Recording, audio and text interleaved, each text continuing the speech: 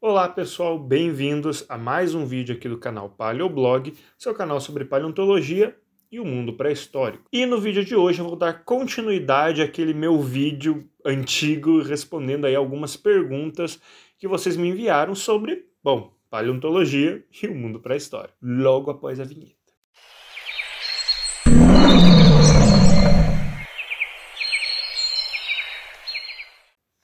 Agora que eu percebi que eu venho gravar tantas vezes com essa camiseta, que a galera deve pensar que eu só tenho essa camiseta, né? Mas não, é porque pra vocês verem a constância com que eu gravo o vídeo, né? Eu gravo um vídeo a cada mês, e daí é óbvio que eu sempre acabo com a mesma camiseta, mas enfim. Então, gente, no vídeo de hoje, então, eu vou estar continuando aí o meu vídeo, respondendo algumas perguntas que vocês me enviaram no YouTube e no Instagram, né? Há 2 meses atrás, tá? Realmente 2 meses atrás, que foi quando eu lancei o vídeo, né? Um pouco mais, na verdade, eu tinha pedido para vocês aí me mandarem perguntas sobre paleontologia, sobre o mundo pré-histórico, aqui na comunidade do canal, no YouTube, e lá no Instagram. Eu abri uma caixinha de perguntas nos stories, e eu falei que ia responder todas as perguntas.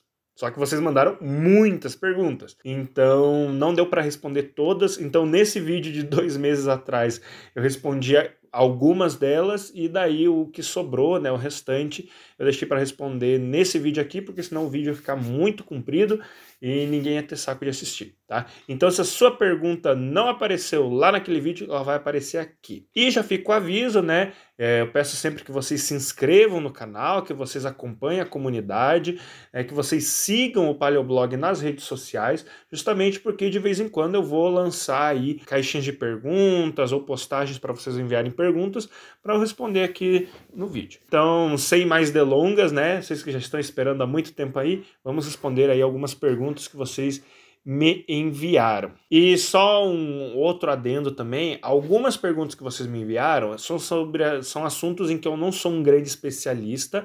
Eu fui atrás de material para tentar responder as perguntas de vocês, mas tem muito assunto que eu não domino, né, que eu não sou especialista, então eu posso estar falando alguma besteira. Então se tiver aí alguém que entende melhor desses assuntos que eu vou tratar no vídeo de hoje e quiser me corrigir, fica à vontade, me corrige nos comentários, tá? Eu vou fixar o seu comentário, né, se você tiver alguma ressalva a fazer. Bom, eu acho que é isso. Vamos lá para a primeira pergunta. A primeira pergunta é do Luiz Henrique, que ele pergunta: o que faz as aves serem dinossauros e os crocodilos, jacarés e gaviais não? Os crocodilianos no geral, né? Excelente pergunta, Luiz. E a resposta é a relação evolutiva entre eles. Tanto os dinossauros quanto os crocodilianos, eles pertencem a um grupo de répteis que nós chamamos de arcossauros, que surgiram ali por volta de 248 milhões de anos atrás, durante o período Triássico, né, se diversificando rapidamente ali após a extinção do período Permiano, que foi a maior extinção em massa que nós temos no registro fóssil, né? Dentro de Arcosáurea, nós temos vários grupos extintos, mas vamos nos concentrar em dois principais. Os Pseudossuchia, que inclui todos os crocodilos que nós temos hoje em dia e os crocodilos extintos, e os Avimetatarsalia, que inclui pterossauros, dinossauros, aves e outros grupos extintos também. E que às vezes a gente chama também de Ornitodira, né? Você pode encontrar com os dois nomes. Esses dois grupos se separaram um do outro por volta de 248 e 247 milhões de anos atrás, bem no iniciozinho do surgimento desse grupo, né, do grupo dos arcossauros, e ambos seguiram caminhos bem distintos evolutivamente. Então, olha aí na árvore evolutiva, né, onde os dois grupos se separam de seu último ancestral em comum. Os Pseudossuchia se desenvolveram primeiro, dominando ali os principais nichos dos ecossistemas terrestres durante o período Triássico, né, durante o início ali do período Triássico, né? Enquanto os Avimetatarsalia passaram boa parte desse tempo como animais de pequeno porte, bem pouco desenvolvidos, né? E é bom lembrar, Avimetatarsalia não é sinônimo de dinossauria, né? O grupo dos dinossauros. Os primeiros dinossauros mesmo só vão aparecer milhões de anos depois dessa divisão dos dois grupos, por volta ali de 233 milhões de anos atrás. É importante dizer que nem os crocodilianos que nós conhecemos hoje apareceram nessa época. O grupo Crocodilia, como nós conhecemos hoje em dia, né, que tem crocodilos, jacarés, gaviais, inclui todas as espécies viventes hoje, só foi aparecer realmente por volta de 93 milhões de anos atrás, durante o período Cretáceo. Então, resumindo a resposta, a gente não considera crocodilianos como dinossauros, porque a linhagem que deu origem aos crocodilos se separou de ave metatarsália milhões de anos antes mesmo dos primeiros dinossauros surgirem. Eles fazem parte de outro ramo da árvore evolutiva dos arcossauros. Mas então por que nós dizemos que as aves são dinossauros? As aves fazem parte da árvore evolutiva dos dinossauros. As aves pertencem ao grupo dos Ornithuri, que está dentro do grupo dos Euornites, que faz parte de Pygostila, que está dentro de Penaraptora, que está dentro de Maniraptora e assim por diante. Ou seja, grupos dentro de grupos dentro de grupos, né? As linhagens dos organismos vivos são como aquelas bonecas matrioscas, sabe? Onde tem uma boneca pequena dentro de uma boneca maior, e daí uma maior e maior, e etc, né? Seguindo essa lógica, Maniraptora está dentro do grupo dos dinossauros terópodes, os famosos dinossauros carnívoros aí, tipo Tiranossauro Rex, Velociraptor, essa galerinha aí, né? Por isso, por essa relação evolutiva, é que nós dizemos que as aves são dinossauros. Elas são um grupo bastante derivado de dinossauros sobreviventes. E aí pode aparecer alguém para dizer de ai, mas elas não são dinossauros, elas são descendentes dos dinossauros. Fala isso como se fosse um gênio, né? Um argumento que, vamos ser sinceros, assim, não faz sentido, né? Se você é descendente de uma linhagem, você ainda faz parte dessa linhagem. Vamos pensar na árvore evolutiva como se fosse a árvore genealógica da sua família. Você deixa de ser um membro da sua família só porque você é diferente dos seus pais, dos seus avós ou dos seus bisavós? Não. Mesmo sendo fisicamente diferente deles, você ainda é descendente deles e faz parte da sua família. Se alguém for reconstruir a árvore genealógica da sua família sem incluir você, essa sua árvore genealógica, essa árvore da sua família, está incompleta, né? Ela está errada. Se a gente vai construir uma árvore genealógica, nós temos que colocar ali todos os descendentes, né? Todos os membros dessa família, independente se eles são parecidos uns com os outros ou não. Algo similar é feito com as filogenias, quando construímos a relação evolutiva entre os seres vivos. Se pegarmos o grupo Dinossauria e não incluirmos aves que são descendentes de um grupo de dinossauros terópodes, a nossa árvore filogenética está errada, ela está incompleta. Se a gente quer construir uma árvore evolutiva, se a gente quer falar do grupo dos dinossauros, nós obrigatoriamente temos que falar de aves, porque as aves, elas estão dentro desse grupo, tá? Inclusive, eu deixo aqui a recomendação da excelente série de vídeos aí sobre a evolução dos dinossauros que o Pirula fez lá no canal dele, né? É uma série bem longa, mas ela tem um conteúdo muito bom, né? Os vídeos são bem compridos, tem vários episódios, mas é uma série que vale muito a pena ver, né? Principalmente aí quem quer conhecer mais sobre a história evolutiva dos dinossauros. Eu recomendo demais que vocês vão lá dar uma olhada depois desse vídeo, é claro. E eu espero ter respondido aí a sua pergunta, Luiz. Próxima pergunta é do perfil História e Geografia. Que características tinha o Allosaurus? Bom, eu não sei ao certo como responder isso, mas o Allosaurus ele foi um gênero de grandes dinossauros terópodes que habitaram a América do Norte e Europa entre 155 e 145 milhões de anos atrás, durante ali o período Jurássico. Hoje nós conhecemos ao menos 3 espécies válidas de Allosaurus, com outros possíveis sinônimos, tipo Saurophaganax, que pode ser um sinônimo de Allosaurus ou não, né? O Allosaurus ele era carnívoro e deveria se alimentar aí de outros grandes dinossauros herbívoros do seu tempo, como Stegosaurus e alguns saurópodes, né? Inclusive, a gente tem registros de fósseis de Allosaurus que foram danificados por rabadas de Stegosaurus, né? Então, é uma evidência de que esses dois animais eles entravam em confronto, né? Então, o Allosauro deveria caçar pelo menos o Stegossauro, né? E o Allosauro, ele era um carnívoro relativamente grande para o seu tempo, podendo medir aí por volta de 8 a 9 metros de comprimento. O pessoal mais leigo às vezes compara ele com o Tiranossauro Rex, mas tem várias diferenças aí significativas entre esses dois animais, né? O Allosauro, por exemplo, ele tinha 3 dedos nas mãos, né? Então ele tinha 3 dedos compridos nas mãos, terminados em garras bem longas, enquanto o Tiranossauro Rex tem 2 bracinhos bem curtinhos, com só dois dedos, né? Curtinhos em comparação com o corpo, né? E ele também tinha um par de cristas ou de chifres na cabeça, em que muito provavelmente tinha uma função de exibição, né?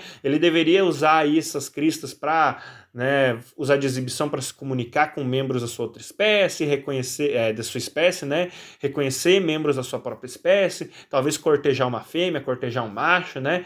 Então deveria ter essa função de display, de exibição. E ele também deveria ter uma abertura da boca bem grande se comparado aí a outros terópodes, né? Se levarmos em conta aí alguns estudos.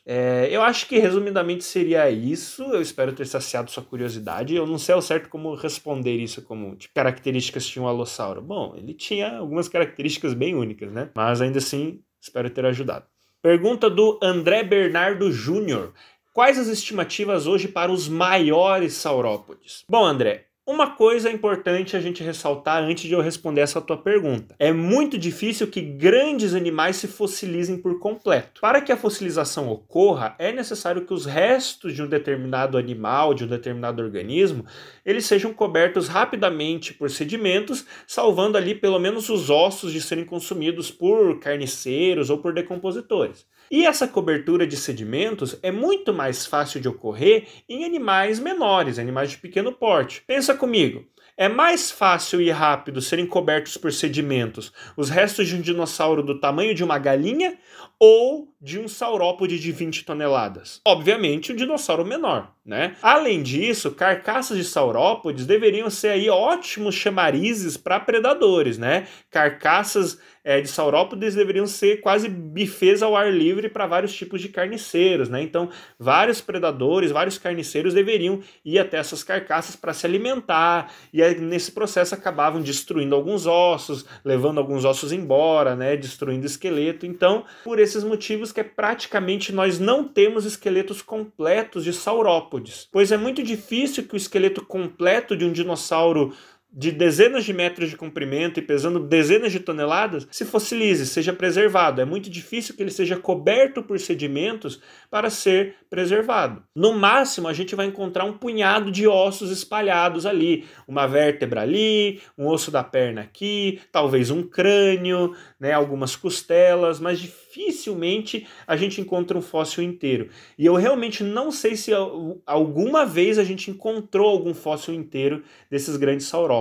Eu acho que não, mas vale a pena dar uma conferida. Mas é muito difícil de encontrar fósseis de saurópodes completos. O que eu quero dizer com isso, então, é que a maioria dos saurópodes que nós conhecemos, a gente conhece eles através de esqueletos muito fragmentados. E por isso é muito difícil fazer estimativas precisas de tamanho e peso para esses animais. Bom, agora dito isso, né, feita essa ressalva, quais as maiores estimativas e as mais garantidas que nós temos para os saurópodes? O maior saurópode que temos conhecimento provavelmente foi o famoso Argentinosaurus, que deveria medir aí entre 30 e 35 metros de comprimento e pesar algo entre 75 e 80 toneladas no máximo, né? De acordo com pesquisas mais recentes. No passado ele teve estimativas maiores, mas estimativas mais recentes têm colocado eles como um pouco menores, né? O Patagotitan, que também é da Argentina e também é um saurópode gigante, foi inicialmente estimado como sendo maior que o Argentinosaurus, né, medindo aí 37 metros de comprimento e com peso de 69 toneladas. Estimativas mais recentes, porém, têm colocado ele num tamanho menor, com 31 metros de comprimento e entre 50 e 57 toneladas. A grande vantagem do Patagotitan é que nós temos muito mais fósseis dele do que nós temos do Argentinosaurus e de outros saurópodes gigantes. Então, nós podemos fazer estimativas com mais segurança do Patagotitan do que de outros grandes saurópodes. E existem, claro, estimativas maiores para outros grandes dinossauros, aí como o Puertasauro, o Futalongosaurus, o Amphicellias ou Amphicoelias, não sei como se pronuncia, que eu já falei num vídeo aqui do canal, inclusive, se não me engano, foi um vídeo respondendo perguntas também, e o meu Deus, como se pronuncia o nome desse dinossauro? Brachiosaurus. Enfim, esse nome complicado que está aparecendo aí na tela, né? Que é um dinossauro indiano. O grande problema com essas espécies é que elas são conhecidas por restos muito fragmentados. O Amphichelyas, por exemplo, ele é conhecido apenas por uma vértebra. E dependendo de a qual grupo a gente registra essa vértebra, o tamanho dele muda. Se ele for de tal família de saurópodes, ele é menor. Se ele for de tal família de saurópodes, ele é maior. Só que como a gente não tem os restos fossilizados dele completos, a gente não sabe nem a que família direito ele pertence. O Puertasaurus, que também é da Argentina, ele é conhecido por apenas 4 vértebras, um pouco mais, mas ainda assim muito pouco. O Brachiosaurus, esse bicho aí, ele até tinha mais material registrado, só que os fósseis do bicho se desintegraram durante o transporte dele e não existem mais. O negócio virou pó, virou farelo, tá? Ou seja, em todos esses casos, nós temos tão pouca informação sobre esses saurópodes que é quase impossível fazer uma estimativa realista do tamanho deles. Os melhores candidatos ao posto de maior dinossauro saurópode de todos os tempos são justamente o Argentinosaurus e o Patagotitan, pois eles são os grandes dinossauros saurópodes que têm aí os materiais mais completos que a gente conhece. Então a gente tem muito mais em que se basear, beleza? Mef pergunta, como os pterossauros descansavam ou dormiam? Uma pergunta muito curiosa, Mef. Se a gente pensar aí em interpretações bem antigas, lá do início da paleontologia, vamos ver que esses paleontólogos, eles representavam pterossauros com comportamentos semelhantes aí de outros animais voadores que nós temos atualmente. Então eles desenhavam ali os pterossauros se empoleirando como se fossem aves, ou se pendurando de cabeça para baixo como se fossem morcegos, né? Que são os únicos animais voadores que a gente tem hoje em dia e é o que eles tinham para se basear.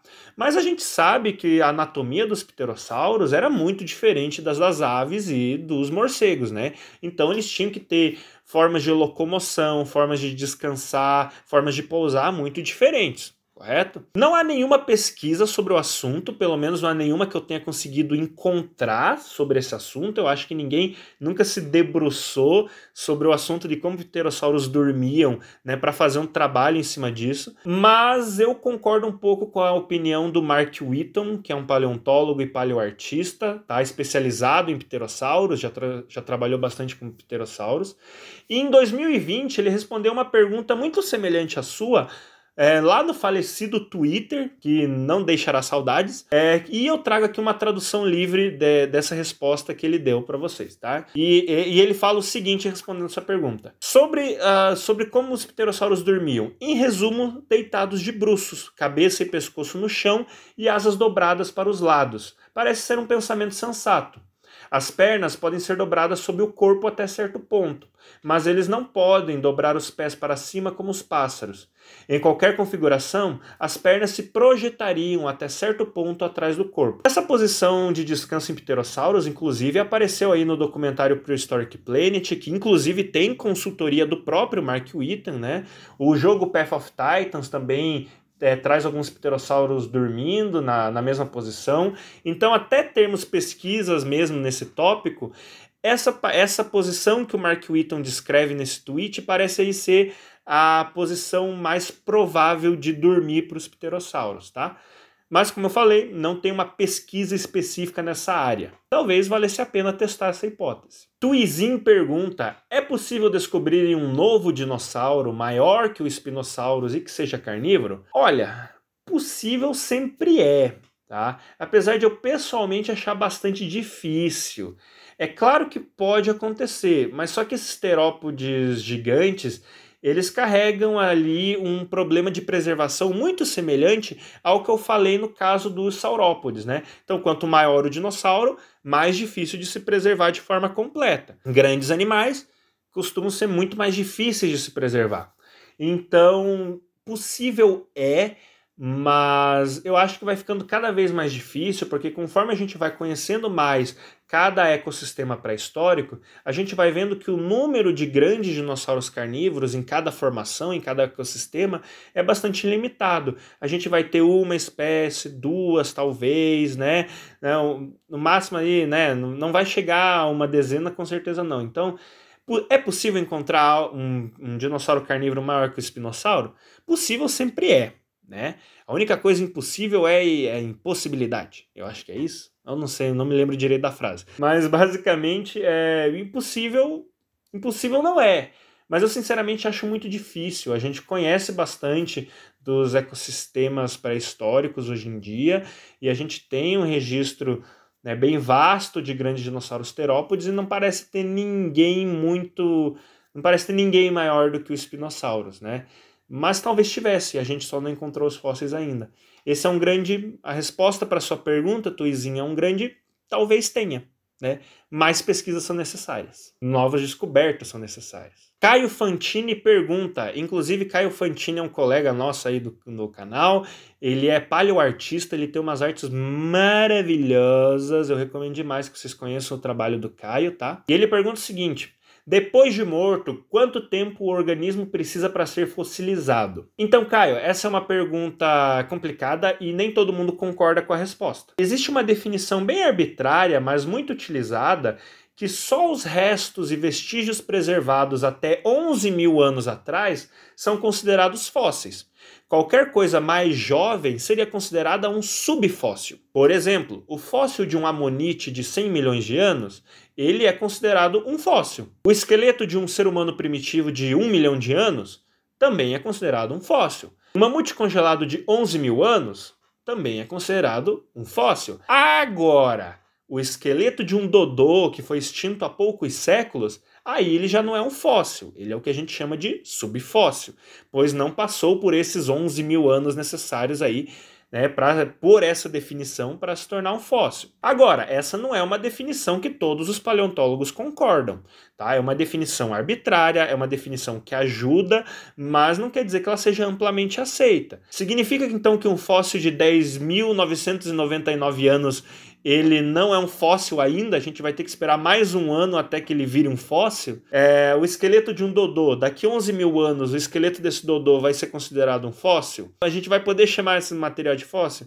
Então é uma definição complicada, é uma definição arbitrária, ela é muito utilizada, né? Então vocês vão encontrar em livros, em sites, né, em lugares que falam sobre paleontologia, dizendo que se o material tem mais de 11 mil anos, ele é considerado um fóssil, se tem menos não é, mas é definição arbitrária, nem todos os paleontólogos concordam. Mas é o que é muito utilizado aí, inclusive por vários livros de paleontologia brasileiros, beleza? Gui Caselli pergunta: existe uma graduação em paleontologia? Quais cursos fazer e como atuar na área? Então, Gui, não existe uma graduação específica em paleontologia aqui no Brasil, como às vezes existem em outros países, tá? Se você quer trabalhar com paleontologia no Brasil, você precisa optar por uma pós-graduação na área, tá? Então o ideal é você procurar uma universidade que tenha um laboratório de paleontologia ativo e que tenha vaga numa pós, num mestrado, num doutorado, né? E atue na área, né? Para você fazer um trabalho de pós-graduação na área de paleontologia. No geral, o caminho mais comum para essas pós-graduações é através do curso de biologia, geografia ou geologia, né? Que são os caminhos mais naturais, né? Afinal, biologia fala muito de evolução, geologia tem muito sobre história geológica, fósseis, etc. Então é o caminho mais natural. Mas não é um caminho exclusivo dessas áreas, tá? Pessoas de qualquer área do conhecimento podem aí realizar pesquisas específicas na área, tá? Como, por exemplo, físicos, químicos, matemáticos, veterinários, né? Para pesquisar doença pré-histórica, entre outros, né? Outra opção é você buscar um trabalho em um museu que tenha um acervo de paleontologia também. Pode ser aí uma opção. Como a paleontologia não é uma profissão regulamentada no Brasil, basicamente você é um paleontólogo se você trabalha com fósseis, se você pesquisa fósseis, né? Você está estudando fósseis? Então é paleontólogo. Você está cuidando de um acervo fóssil de um museu? Paleontólogo, tá? Tem até uma galera aí que já chegou a dizer que eu poderia falar que eu sou um paleontólogo porque eu faço divulgação científica da área, tá? Eu, sinceramente, discordo disso, discordo educadamente, tá? Porque, na minha visão, só é paleontólogo quem trabalha com fósseis, né? E eu não trabalho com fósseis especificamente, apesar de já ter feito uma unidade de escavação de fósseis na minha vida, né? Mas eu não produzi nenhum trabalho na área, talvez meu TCC, mas eu nunca publiquei, então nunca produzi nada na área, então eu não me considero um paleontólogo. Mas tem gente que disse que eu poderia me considerar se eu quisesse, porque eu faço divulgação científica na área. Então acho que você trabalhando com fósseis, fazendo pesquisa com fósseis, num laboratório de uma universidade, num laboratório de um museu, você já pode se considerar um paleontólogo.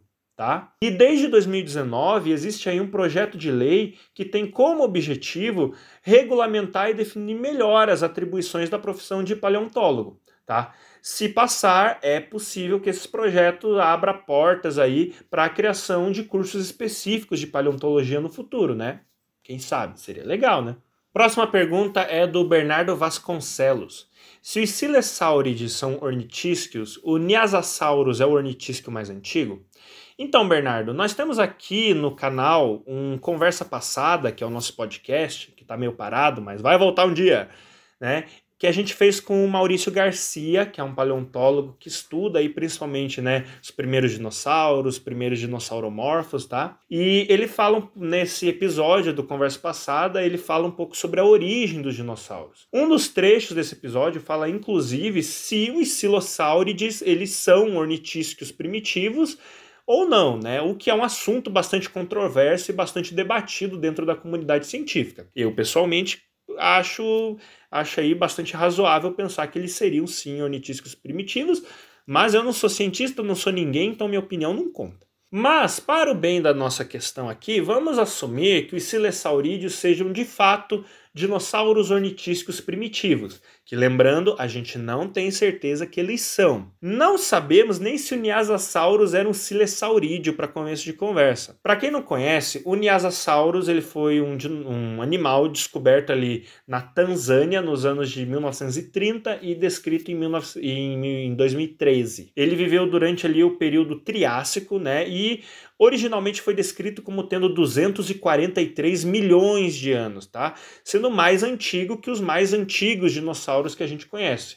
Inclusive, na época que ele foi descoberto, discutia-se se ele seria o dinossauro mais antigo ou não. Quais são os problemas envolvendo esse animal, porém? Primeiro, os fósseis de Nyasasaurus, eles são muito fragmentados e não temos caracteres o suficiente para determinar bem quais que são as afinidades filogenéticas dele. O máximo que a gente consegue dizer é que ele era um arcossauro do grupo dos Avimetatarsalia. Mas a gente não tem material suficiente para dizer se ele era um dinossauromorfo, como geralmente ele é classificado, se ele era um pterossauromorfo, ou ainda de algum grupo muito diferente desses. Então a gente não tem caracteres específicos nesses fósseis fragmentados para dizer a qual grupo direito eles pertencem. Até porque, como ele é um animal muito antigo, né, e como diz a evolução aí, né, quanto mais para trás a gente volta no tempo, mais parecidos são os animais, né, os organismos entre si, né? Então, como ele está na base ali de Avimetatarsalia, ele é muito parecido com dinossauros morfos, com pterossauros morfos, então é difícil saber o que ele pertence, o que ele é, sabe? Não temos essa informação. E um outro problema envolve a datação dele. De acordo com alguns cientistas, a datação do local em que o Nyasasaurus foi descoberto, ele é mais recente do que se pensava anteriormente. Essa datação seria mais recente, provavelmente ali da época carniana do período Triássico, né? 233, 230 milhões de anos atrás, de quando nós já temos fósseis de dinossauros mais antigos, né, aqui da América do Sul, né, quando os dinossauros já existiam nessa época. Então, até que essas questões envolvendo a temporalidade e a que parte da árvore filogenética o Nyasasaurus pertence, até que essas questões sejam resolvidas, nós não temos como afirmar que ele seria um dos primeiros dinossauros ornitísquicos. Eu espero ter resolvido e tirado aí a sua dúvida, tá? Primo dos Santos Neto pergunta: gostaria de saber como diferenciar um dromeossaurídeo de um trodontídeo? Boa pergunta, na verdade. Em linhas gerais, dromeossaurídeos e trodontídeos são bem semelhantes, além de serem bem próximos evolutivamente. Tá? Por exemplo, os dois grupos são formados por animais bípedes, carnívoros, emplumados de constituição leve e delgada, e aí com uma garra terrível no segundo dedo do pé. Mas existem sim algumas diferenças no esqueleto, sim, que a gente pode utilizar para diferenciar esses dois grupos. Por exemplo, a própria garra terrível. No geral, em trodontídeos, a garra terrível ela não é tão grande e tão recurva quanto a gente vê nos dromeossaurídeos. Em algumas espécies de trodontídeos, a garra ela era tão pequena e tão pouco recurva que ela nem ao menos ficava elevada do chão, sabe? Nos dromeossaurídeos, a garra terrível ela ficava sempre para cima, sempre elevada. Nos trodontídeos tinha espécie que ela era tão pequena e tão pouco, né, curvada que ela ficava como um dedo normal no chão, né? Ela nem ficava elevada assim também. Os trodontídeos também tinham aí um número maior de dentes na mandíbula inferior, com menos espaço entre eles, se a gente comparar com dromeossaurídeos, e eles também tinham relativamente, em geral, pernas mais longas. Em geral, os trodontídeos eles parecem ser animais muito mais esguios e rápidos do que um dromeossaurídeo médio, né, que deveriam ser animais mais robustos, adaptados a caçar presas maiores. Então, assim, olhando para o esqueleto, existem algumas diferenças que a gente pode observar e separar os dois grupos. Mas, para um observador leigo, vamos dizer que a gente voltou no tempo para um lugar que tem um dromeossaurídeo e um trodontídeo. Se a gente visse os animais vivos, seria, né, para uma pessoa leiga, bem difícil saber a diferença entre eles, porque por fora eles deveriam ser muito parecidos em linhas gerais, né? A gente teria que olhar mais os esqueletos para saber as diferenças entre eles, beleza? Otávio Henrique, é possível saber mais ou menos quantas vezes os vertebrados perderam ou ganharam membros através do registro fóssil? Bom, a primeira coisa que a gente precisa dizer é que é mais fácil você perder membros do que criar membros novos. Tanto que não consigo pensar em nenhuma linhagem que tenha ganho patas depois de perdê-las. Se houver algum caso aí e vocês conhecerem, por favor me corrijam, avisem aí nos comentários, tá? Que eu me retrato. Mas vamos tentar fazer aí uma contagem, mas só incluindo grupos que perderam totalmente as patas, tá? Se perderam só as patas da frente não conta, se perderam só as de trás não conta, tem que ter perdido as 4. Tá? Vamos fazer uma contagem aí. Então primeiro a gente pensa logo de cara nas serpentes, né? Nas cobras, que surgiram aí por volta de 94 milhões de anos atrás. Mas elas não são a única linguagem de esquamata que perderam as patas, né? Lembrando aí que esquamata ou escamados é a linhagem que inclui cobras e lagartos, né? As cobras não são a única linhagem de esquamata que perderam os membros, tá? Nós também temos várias linhagens de lagartos que perderam as patas de forma convergente, né? Para vocês terem uma noção, existem pelo menos 8 famílias de lagartos com dezenas de espécies que perderam as patas também e não fazem parte do grupo das serpentes especificamente. Nós também temos hoje pelo menos uma linhagem de anfíbios que perderam as patas, que são as gimnofionas, também chamadas aí de cecílias ou de cobras cegas, tá? Apesar de elas não serem répteis, elas têm esse apelido de cobras cegas, né? Porque elas têm os olhos bem pequenos, bem pouco desenvolvidos, que são animais que vivem no subsolo. E há também pelo menos 3 grupos de tetrápodes bem primitivos, semelhantes a anfíbios, que também não tinham patas, tá? São eles a Histopoda, a Delospondyle e Lizorophia, tá? Esses 3 grupos, tá? A Histopoda e Lizorophia viveram durante o período Carbonífero e o período Permiano. E os Adelospondyle viveram apenas durante um curto intervalo de tempo no Carbonífero. Então eles deveriam se parecer muito com anfíbios, não eram exatamente anfíbios, né? Mas eles deveriam ter uma aparência muito de anfíbios, eles eram tetrápodes primitivos sem patas. E indo para os peixes vertebrados, nós temos diversas espécies de enguias da ordem dos anguiliformes que também não têm nadadeiras. Tá? Além de algumas espécies da ordem Simbranquiformes, que são enguias de água doce, que também não tem nadadeiras nenhuma, só a nadadeira da cauda. As lampreias, os peixes bruxa, também não têm patas. Mas assim, é possível que eles, na verdade, não tenham perdido as patas. Eles só estejam mantendo uma característica ancestral de vertebrados que era não ter patas originalmente. Talvez elas não perderam, elas nunca tiveram, para início de conversa. Então eu não vou incluir essas duas aqui. Então, olha só quantas linhagens parecem ter perdido as patas aí ao longo do registro fóssil. E eu tenho quase certeza que eu estou esquecendo alguma linhagem aqui. Tá? Então, se vocês conhecerem alguma, deixem aí nos comentários também. E para que esses organismos vão perder patas? Existem várias teorias, várias hipóteses, né? que perder patas ajudaria na natação, né? Principalmente quando você nada assim, né? Eu não sei como é o estilo desse nado, mas é assim que as cobras marinhas utilizam, por exemplo, né? Ajuda você a ter hábitos fossoriais, então viver no subsolo, cavando tocas, ajudaria talvez a ficar mais silencioso quando se movimenta na superfície. Tem algumas hipóteses aí de algumas vantagens que perder totalmente os membros poderia ter trazido para esses animais, beleza? Gato Triston pergunta: em Hell Creek, a competição por alimento entre os herbívoros era rigorosa o bastante para acontecer lutas entre eles, tipo Edmontossauros contra Triceratops ou contra Anquilossauros? Então, Gato Triston, sinceramente eu não encontrei nenhuma pesquisa sobre esse assunto. O ambiente de Hell Creek, né, que é uma formação geológica muito famosa ali da América do Norte, dos Estados Unidos, porque é uma formação bem do finalzinho do período Cretáceo, de onde vem ali alguns dos principais dinossauros que a gente conhece dessa época. Então, Tiranossauro, Triceratops, Anquilossauro, Edmontossauro, tava toda essa galera aí em Hell Creek, né? E durante a época dos dinossauros, Hell Creek era um ambiente bem úmido, com clima subtropical, com bastante vegetação, bastante rio, bastante alagados, né? Tinha bastante água. Então é possível que eles tivessem sim recursos o suficiente para manter todos esses grandes herbívoros, né, manter eles coexistindo aí meio que pacificamente nesses ambientes. O que não impede, é claro, que esses herbívoros eles brigassem de vez em quando por território ou por recursos específicos, né? Isso obviamente pode acontecer, né? Tem vários grandes herbívoros hoje em dia que são alguns dos animais mais violentos que a gente conhece, né? Mais violentos até que carnívoros, para você ter ideia. Não temos evidências desses confrontos, mas é possível que eles ocorressem. Eu consigo imaginar um anquilossauro ou um triceratops sendo bem territorialista, mas essa é só minha imaginação doida, baseada em porra nenhuma, né? Próxima pergunta do Ademir. Vi em Prehistoric Planet que os prenocéfalos foram caçados facilmente por velociraptores. Mas se essa fosse uma luta mano a mano, quem teria mais chance de ganhar? Então, Ademir, tudo depende, sabe? O problema com essas discussões sobre lutas entre animais extintos ou não, né?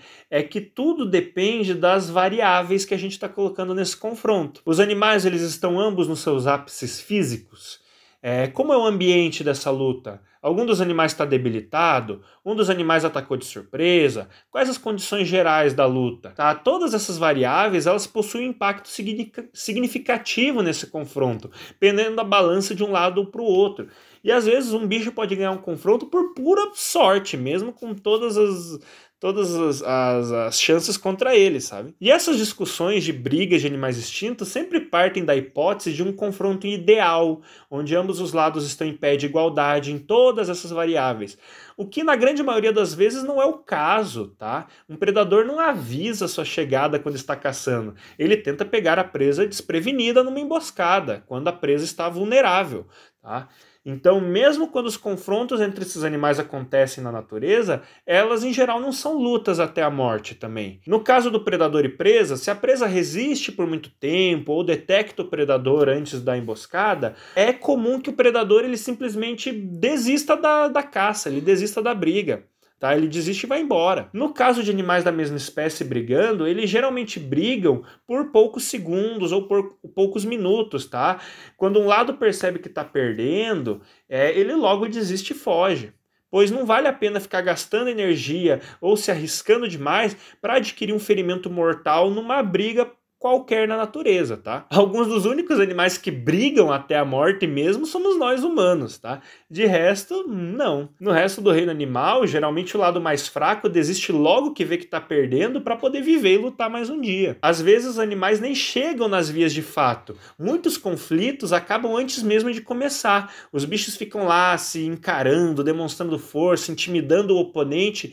Intimidar o oponente é muito mais seguro, é muito mais econômico você ficar lá fazendo cara feia, mostrando que você é grande e forte, fazendo o teu rival desistir, né, antes mesmo de partir para uma briga.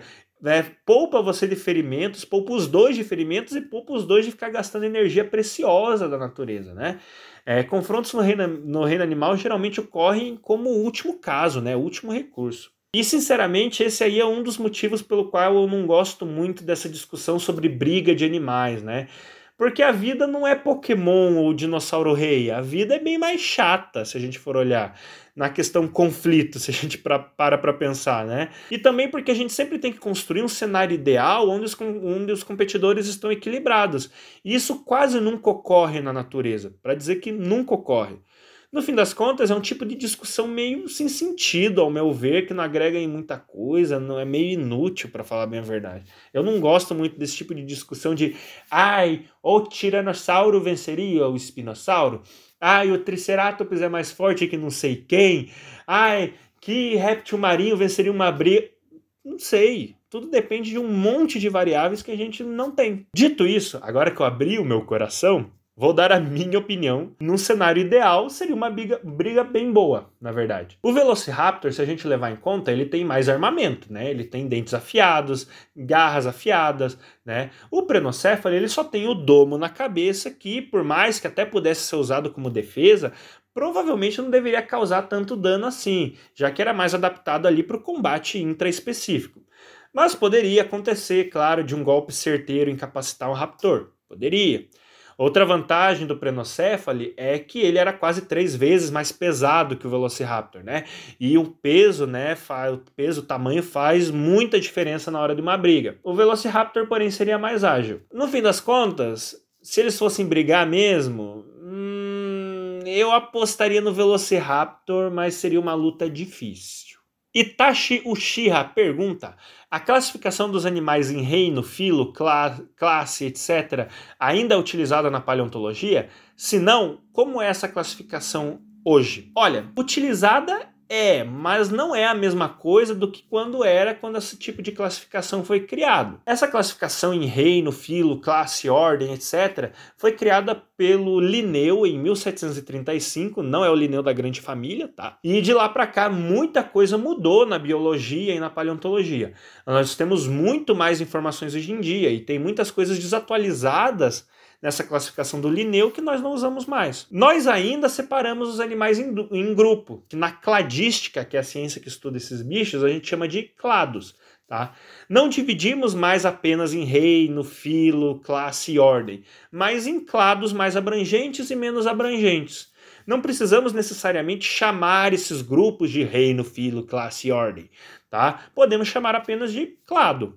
Tá? Desde que o clado forme um grupo natural, tá tudo certo. Mas aí vai da escolha do pesquisador, já que são definições bem arbitrárias. Se ele quiser usar, pode usar. Para responder essa tua pergunta, já que é um tema que eu não domino tanto assim, que é o tema evolução, taxonomia e etc, tá? Como é um tema que eu não domino muito, eu pedi ajuda pro meu colega, né, que é o João. O João, ele é divulgador científico também. Ele tem um canal onde ele também fala sobre evolução, sobre paleontologia, que se chama Coelho Pré-Cambriano, tá? Que é um canal muito legal que tá aqui no YouTube. Eu recomendo que vocês vão lá dar uma olhada. Ele também tem um podcast muito bom sobre evolução, chamado aí de Infinitas Formas. Eu vou deixar todos esses links aí na descrição do vídeo. Então vocês vão lá e também conheçam esse podcast, você que se interessa sobre o assunto. E bom, o João, ele sabe muito mais sobre esse assunto do que eu, então eu pedi ajuda para ele, né? Pedi para ele me ajudar a responder essa sua questão. Então eu vou ler a resposta que ele me enviou, tá? Que é um exemplo, tá? Nesse exemplo, o João, ele tá usando como exemplo um dicinodonte chamado de Prosictodon, tá? Então, o João fala o seguinte: por exemplo, quando se descreve um novo material, sempre tem uma seção de paleontologia sistemática. É aqui onde você diz onde o seu material se encaixa dentro da hierarquia de grupos. Grupos mais inclusivos acima, menos inclusivos abaixo. Note o nome Philacephalidae. Seguindo a classificação de Linneu, essa seria uma família, indicada pela terminação -ide. Mas ali nós não precisamos dizer necessariamente que Philacephalidae é uma família, apenas que é um grupo natural, chamado de clado. É uma família? Se você quiser chamar assim, tudo bem. E nós, às vezes, ainda utilizamos esses termos, mas não há objetividade alguma em dizer que aquele grupo, aquela posição da hierarquia é uma família ou uma ordem. Acaba sendo meio arbitrário. Tudo o que podemos dizer é se uma espécie faz parte desse ou daquele grupo. Nosso sistema de classificação ou sistematização que usamos atualmente segue os princípios da cladística ou sistemática filogenética e não mais o sistema linneano. E ele ainda continua citando um exemplo sobre répteis e aves. E há coisas no sistema linneano de classificação que hoje sabemos que não faz sentido. Por exemplo, seguindo o sistema linneano de classificação, aves e répteis são classes diferentes. E por serem classes, uma não pode conter a outra. Porém, hoje nós sabemos que a separação entre répteis e aves é não natural, pois aves são dinossauros e dinossauros são répteis. Ou seja, aves são répteis, se quisermos usar o termo reptília para o grupo natural, que contém aves, répteis viventes e todos os descendentes desse ancestral comum. Então eu espero aí que a resposta do João tenha ajudado a deixar mais clara essa situação, tá? De novo, muito obrigado, João, pela ajuda, que realmente essa área de taxonomia e evolução é algo que eu não domino muito. Então, muito obrigado pela ajuda e vocês lá tratem de conhecer o canal Coelho Pré-Cambriano e o Infinitas Formas, né, que é o podcast dele, onde ele fala sobre evolução, paleontologia, né, que são 2 projetos de divulgação científica muito legais, beleza? Então é isso, pessoal, né? Finalmente lancei essa segunda parte sobre respondendo as perguntas de vocês, tá? Espero que vocês tenham gostado, eu espero que tenha sanado as dúvidas de vocês aí que me enviaram perguntas, né? Espero que não tenham ficado chateados pela demora, tá? Queria pedir para vocês curtirem esse vídeo, se inscreverem no canal se ainda não forem inscritos, ficarem de olho na aba comunidade, que de vez em quando eu vou fazer alguma postagem de interação ali, né, pra gente interagir.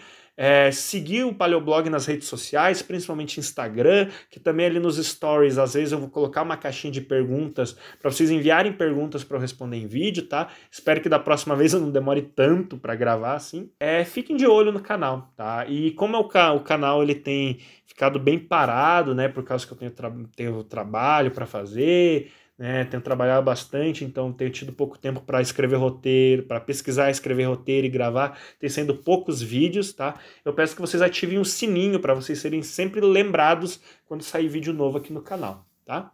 Então se inscrevam no canal se não forem inscritos, curtam o vídeo, deixem seu comentário aí, o que vocês acharam dessas dúvidas, dessas perguntas, me corrijam se eu errei, né, pisei na bola em alguma coisa. Não se esqueçam de compartilhar esse vídeo aí com seus familiares, seus amigos, seus conhecidos, seus inimigos, com todo mundo que você conhece. E eu gostaria de deixar um agradecimento especial aí também, primeiro, ao João, que me ajudou aí a responder algumas das questões desse vídeo, né, e também ao Adeilson Marcondes, que é o artista que tem fez algumas artes para esse vídeo. O rapaz ele é um novo, é um paleoartista iniciante, mas as artes dele são muito bonitas. Recomendo demais que vocês conheçam também o trabalho do Adeilson. E se vocês gostam do nosso trabalho de divulgação científica aqui no YouTube e em outros cantos da internet, eu peço encarecidamente que você considere contribuir com qualquer valor através da nossa chave Pix, paleoblogbr@gmail.com.